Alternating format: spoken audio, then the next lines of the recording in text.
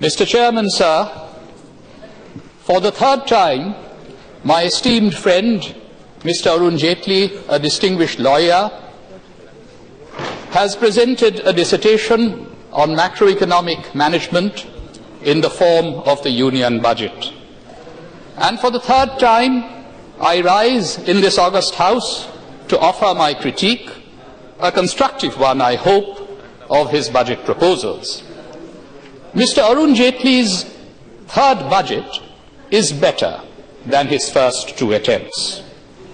But is it good enough for our toiling millions?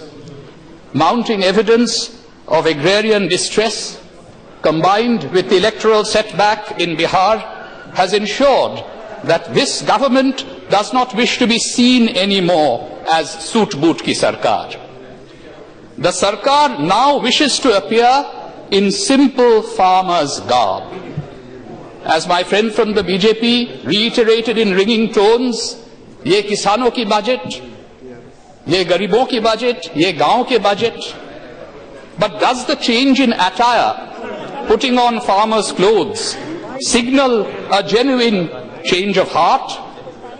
To answer this question, we must closely examine the budgetary allocations. It would appear that the shift in rhetoric has run far ahead of any real shift in economic priorities. The Honourable Finance Minister could not bring himself to utter the phrase farmers' suicides in his lengthy budget speech.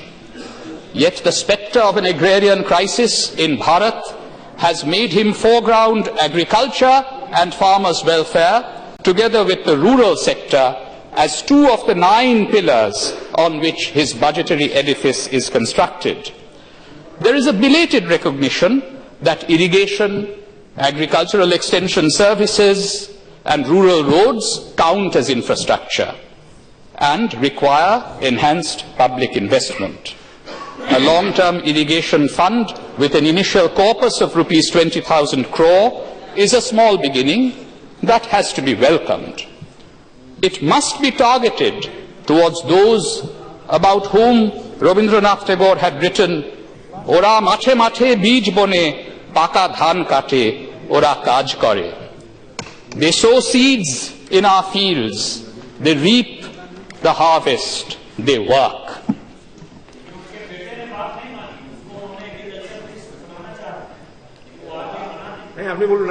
Mr. Jaitley has resorted to a conjurer's trick to claim a massive increase in the Ministry of Agriculture's allocation. If you look at the figures, at first sight it appears that he has almost doubled the allocation for the Ministry of Agriculture. But a close look at the numbers reveals that as much as rupees 15,000 crore of this amount, the interest subsidy given to banks for extending credit to farmers, has simply been shifted from the head of the Finance Ministry to that of the Agriculture Ministry.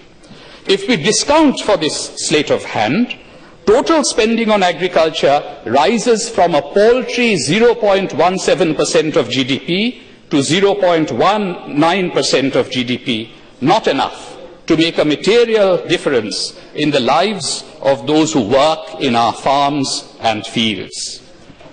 Mr. Jaitley has congratulated himself for providing the highest ever allocation of rupees 38,500 crore for Manrega, a program that had been earlier scorned by the Prime Minister. I don't want to enter into the quibble that we had between Shashi Tharoor and the Honourable Finance Minister as to whether it was, in fact, the highest ever allocation that he had announced. I will simply say this, that the rural employment program is demand-driven and the government is required by law to fund it. The state government of West Bengal, led by Mamata Banerjee, has efficiently administered this program. Yet it is one of at least 14 states that suffer from the slow and late disbursement of Manrega funds by the central government. This government, I will praise you now, this government has from the outset been reasonably clear-eyed about the need to invest in roads and railways, ports and airports. The total projected outlay of rupees 2,18,000 crore in 2016-2017 on roads and railways is the best that can be expected if the fiscal deficit target of 3.5% of GDP is to be met. I appreciate that the Finance Minister in his budget speech frankly acknowledged that he had received two contradictory opinions about the fiscal deficit. In my view, an excessive tightening of the fiscal belt is neither necessary nor desirable in the current economic climate. I am therefore in favour of the announcement that he has made for a review of the FRBM Act by an expert committee, as there is need for flexibility in the context of global volatility. The Finance Minister's two earlier budgets had grossly neglected health and education. There is a feeble attempt made this year to rectify past mistakes by restoring spending levels on some flagship health and education programs. A mission to provide LPG connection to women members of poor households will begin to combat the health hazards of cooking on open fires.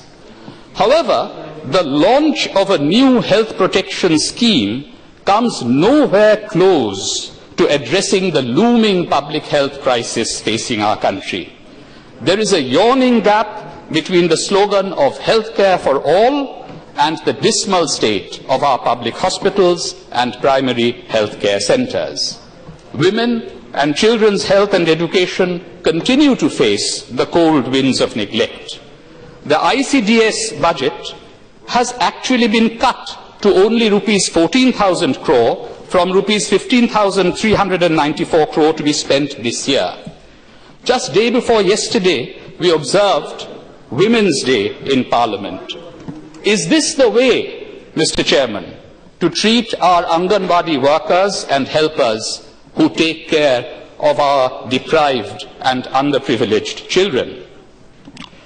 The budget promises to devote a larger share of allocation under Sarva Shiksha Abhijan to the quality of primary education, assuming that the challenge of universalization has been largely met. Both continued access and quality of school education deserve attention. So far as higher education is concerned, I have repeatedly stated in Parliament that the ritual of announcing a few new IITs, IIMs and AIMS-like institutions every year does very little to achieve excellence in the field of higher education. It results in spending on brick and mortar for a few years, doing nothing for the improvement of the quality of human resources. Since 2014, I have been calling for investment in 10 of the most promising institutions of higher education to make them truly world-class. That call seems to have been heard in the Finance Minister's announcement that an enabling regulatory architecture will be provided to 10 public and 10 private institutions to emerge as world-class teaching and research institutions. The formulation of a detailed scheme still lies in the future, and the devil is likely to be in the details. We need to ensure that there is a good mix of central and state institutions in the 10 public institutions that are selected as part of this scheme. I hope that the Honourable Finance Minister, who is sitting here, will in his reply give us more information on the kind of enabling regulatory structure he has in mind for the proposed world-class institutions. And I hope very much that at least one or two heritage institutions from West Bengal, a state that has led in the field of higher education in this country historically, will find their place in the final list of 10 public institutions to be selected. The Honourable Finance Minister constantly reminds us of the Asian norm of a corporate tax rate pegged at 25% and has taken tentative steps towards that goal in this budget. The manifesto of the ruling party had proclaimed that spending on education would be raised from 3% to 6% of GDP. That is the norm in much of Asia. We still await the Finance Minister's roadmap towards fulfilling that campaign promise. As a member of the External Affairs Committee, I share Shashi Tharoor's dismay that the allocation for this key ministry has been reduced from rupees 15,085 crore in 2015-2016 to rupees 14,662 crore in 2016-2017. Arun Jaitley ji must be more generous to Sushma ji, not just because she is a wonderful colleague, but because it is essential for the efficient and imaginative conduct of our foreign policy. We cannot meet our foreign policy objectives by having our Prime Minister flying solo to different destinations. We need a larger and a more capable foreign policy establishment suited for meeting the challenges of the 21st century. The banking crisis has elicited a few new initiatives from Mr. Jaitley in the sphere of financial sector reforms. We welcome them. But I'm sure you will also agree that there is much more to be done. Only this morning we had a debate here about a big defaulter who has just escaped from this country. An area where the budget falls woefully short is in its response to the jobs emergency. There are various nice-sounding schemes that have been announced, but they have not yet helped our youth to stand up. A budgetary provision of rupees 1,000 crore to incentivize employers to hire unemployed persons is a pittance. The youth of this country are becoming increasingly impatient and restive and see Mr. Modi's promise of remunerative jobs during his campaign as nothing but a mirage. The youth are being alienated for other reasons. You cannot alienate them on the jobs front as well. Healthy output growth with anemic jobs growth will spell political doom for this government. I say to the government of this day, you campaigned on hope. Don't dash the hopes of the young. On the taxation side, we are relieved that the government has withdrawn its ill-advised proposal to cast covetous eyes on the life savings of our senior citizens. I think your niyat was good. Your intention was good. I know that Jayant Sinha has lived in America for many years. You have a chief economic advisor who has international experience. I know that there are advanced countries that require pension funds to be taken in the form of annual distributions. In addition to having a comprehensive social security net, the governments and employers of those countries provide a good deal of choice as to where pension contributions are invested. India has neither choice nor a proper social security net.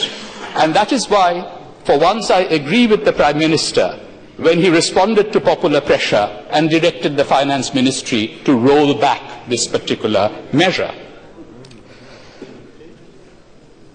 The salaried class, under today's circumstances, must have full freedom on what to do with their pensions. I remember being very worried when my mother withdrew her provident fund as a senior citizen to contest 2 parliamentary elections in the late 1990s. I had thought then it was a very rash thing to do. But what else could she do as an honest and public-spirited person? When will this government introduce state funding for elections to root out corruption in our political system? We are much too beholden to big business who finance political parties and political candidates. As before, this year's budget relies less on direct taxes. In fact, the Finance Minister has given away some of the direct taxes that he could have collected, and more on indirect taxes, an imbalance that is inherently regressive. Taking advantage of low global oil prices, the government has raised revenues by indirectly taxing petroleum products instead of passing passing on the benefits to consumers. By all means, tax the rich merchants. By all means, introduce transparency in their transactions. But the proposed excise tax on gold jewellery may in fact adversely affect goldsmith workers, poor skilled artisan workers. So please direct your attention to the merchants who may be avoiding the system. But please also take care of many artisanal workers who rely on employment in this industry. This year's budget is littered with cesses and surcharges that will explain to the honourable member that as far as the question on applying this year's budget is littered with cesses and surcharges that will go straight to the centre's kitty. And here I share the sentiment expressed by my friend from the ADMK. It is a clever way of circumventing the 14th Finance Commission's recommendations regarding the state's share of tax revenues. And needless to say, it violates the spirit of cooperative federalism. Already in this financial year, the centre has collected a larger proportion of the revenues than the finance minister had anticipated at the beginning of this year. In conclusion, Mr. Chairman, Mr. Jaitley's third budget is cautious, like his earlier ones, even though it does attempt some course corrections reacting to changing economic and political circumstances. The discourse remains trapped in the binary between pro-rich versus pro-poor. In his anxiety to avoid being labelled pro-rich, the Honourable Finance Minister has not been bold enough to introduce some pro-market measures that may in fact benefit the poor beyond making them recipients of direct benefits transfers of LPG and fertilizer subsidies. The expectation that had been raised of big bang economic reforms since 2014 has finally ended with a whimper in 2016. Our farmers and our youth will demand a reckoning in 2019, if not sooner, whether the promises made in the budget of 2016, backed by inadequate resources so far, have been, in fact, redeemed or not. यहाँ किसी को कोई रास्ता नहीं देता, यहाँ किसी को कोई रास्ता नहीं देता, मुझे गिरा के अगर तुम संभल सको तो चलो।